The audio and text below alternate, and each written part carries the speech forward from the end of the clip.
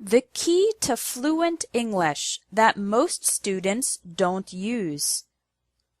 If you speak with a lot of pauses and hesitations, but you want to speak fluently and naturally like a native speaker, the secret is learn to think in English.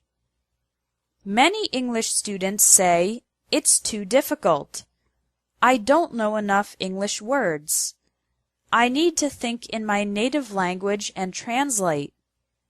However, thinking in your native language and translating results in sentences that don't sound natural in English because the sentence structure is often different in English and your native language. In addition, it takes too much time to think and translate when you're in a conversation, leading to pauses, hesitations, and the inability to speak fast and fluently. So, here is how you can learn to think in English from the beginner level to advanced. Level 1 is thinking in individual English words.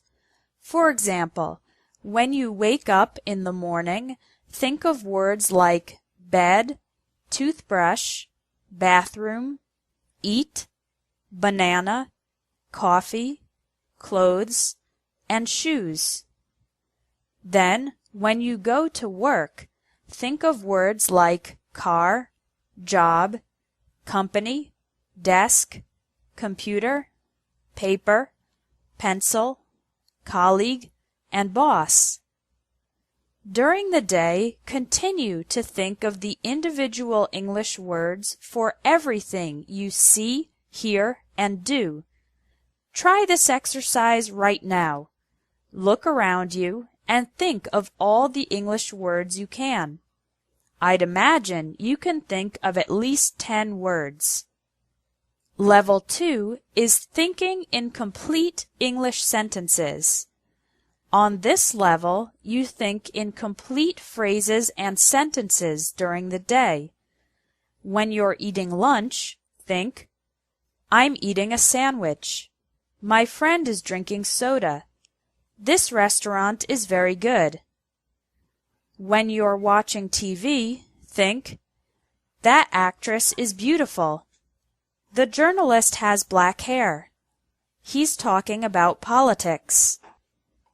It's okay if the sentences are very simple.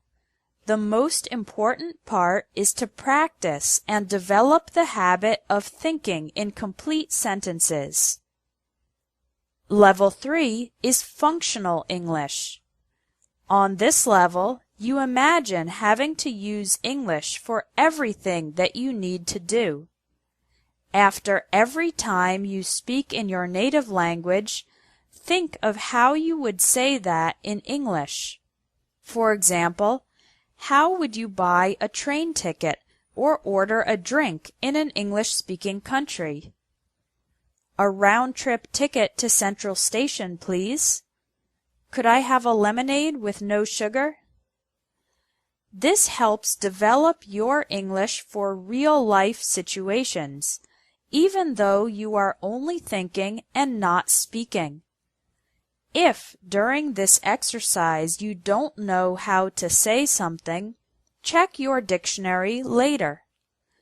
If you do this kind of mental practice regularly, you will develop the ability to use English in any everyday situation. Level 4 is narrative English, telling a story or speaking for a long time in English. It's best to do this exercise when you have some time, like when you're waiting in line or taking public transportation. Think of a memory or story that you would like to tell an English-speaking friend. Then, tell the story in your head in English. Because you are only thinking, not speaking, you can relax and do your best without all the pressure of a real conversation. I hope you can see that you don't need to be super advanced to learn to think in English. You can start today. Try one of the 4 levels this week: thinking in individual words, complete sentences, functional English, or narrative English. Thinking in English is the biggest tip for increasing your fluency because it makes you more confident and helps you speak more easily without hesitation.